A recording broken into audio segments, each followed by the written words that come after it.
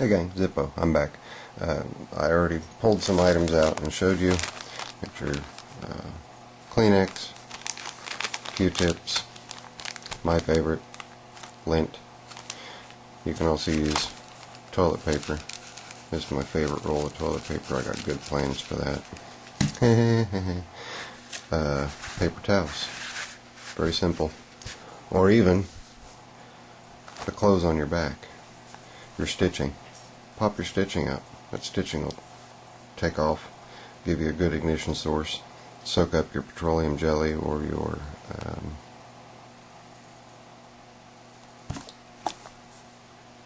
hand sanitizer or your lip balm or what have you. Cotton balls, also very good. Pieces of clothing. Another great item to use is char cloth. This has not been charred yet, and to make char cloth there's a ton of videos out there on YouTube showing you how to do it. It's very, very easy. Essentially, provide a fire to the bottom with a few pieces of cotton material, which I have pre-cut. Pop a little hole in the top of the container, set it on the fire, watch for smoke. When the smoke stops, having fire under it, when the smoke stops, then your char cloth is complete. Then you just take out a tiny piece of char cloth, take your lighter or your ferrocerium rod or your nano striker, whatever you've got, give it a little, and that will smolder, and that'll help you light your tinder. So there's that. And I did a bunch of short videos just to show you guys different ways, inexpensive ways, as well as store-bought ways that you can ensure your safety in the cold weather, or if you're just out in the wilds. A lot of these are compact, small things that you can use that you wouldn't have to have too much of. And you have these things, you're golden, you're set. You don't really even need that with the dryer lint. And make sure you use a good Ziploc bag that you know when you squeeze it, it airs up and no air comes out. If no air can come out, no air can go in.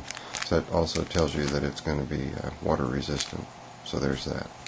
Okay, something else that you can use that I don't have sitting here with me is steel wool. Steel wool burns. And there's a very easy way to ignite steel wool. A battery. Just touch the steel wool with the battery and you've got fire, and it smolders a lot like char cloth does. So there's that idea too.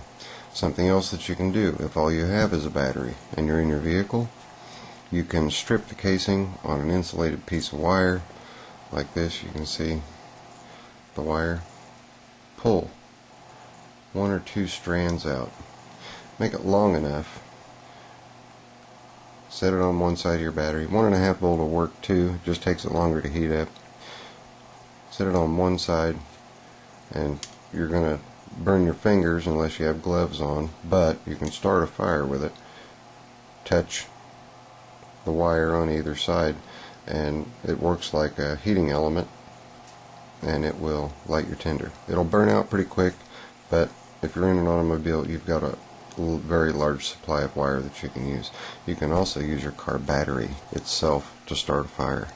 So keep those things in mind.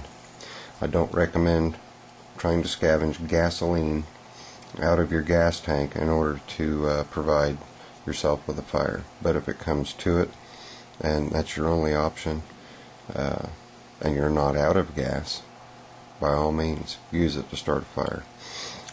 Another quick little item here that you can use. This is a disposable washcloth pellet.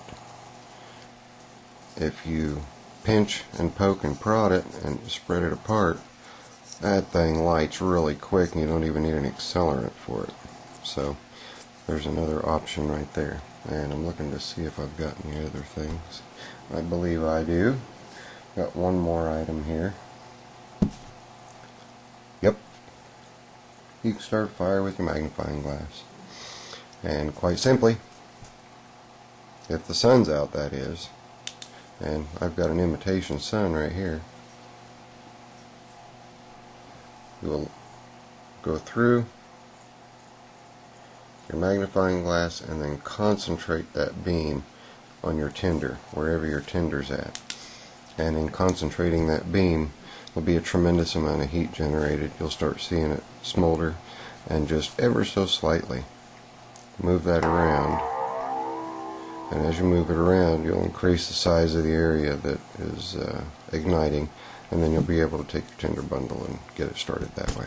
So there you go. That's just a few ideas for people that either want to go out and buy the store-bought things or want to do the home remedy fire starting. You can do it way on the cheap. I mean way on the cheap. These things are a dime a dozen. Those two things right there may be the difference between life and death. Just that simple.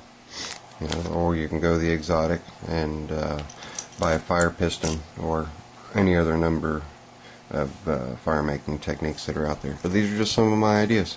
So this is Zippo. I hope you guys enjoyed this short little series.